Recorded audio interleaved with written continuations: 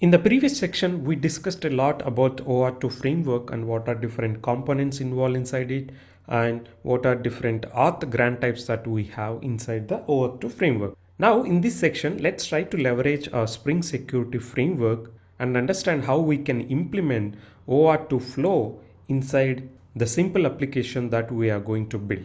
Before we jump on to that, first I want to let you know that in this section, I'm going to use the GitHub authorization server to perform authentication and authorization inside my application.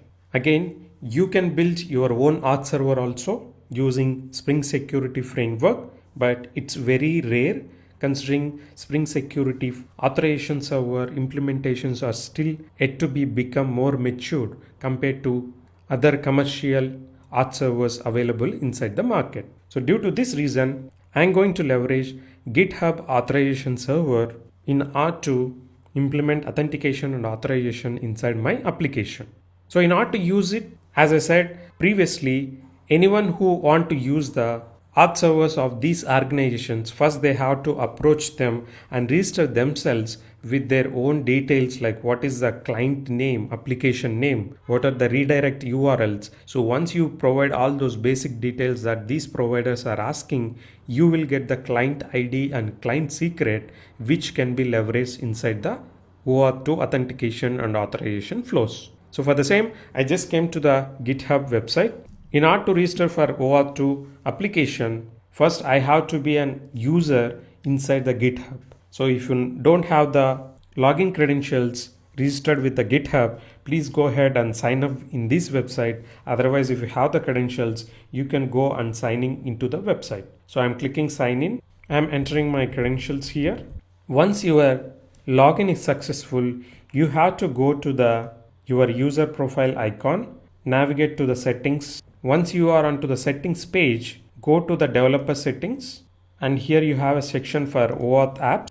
I want to create a new application with the OAuth2 server as a client. So the application name that I want to give is SpringSecurity _ OAuth2. Homepage URL, since I don't have any website name registered for my application, for simplicity purpose, I'll just give HTTP localhost 8080. Application description also we can give, like this is a sample application that uses GitHub OAuth2 flow. Callback URL is the one which we discussed, like redirect URI. So this is the value that you have to mention, and this will be a default value that GitHub will consider, which will be redirected the user once the authentication and authorization is successful. But if you want to have your own URI for different requests, then you can always send that in the request that you are going to make to the authorization server.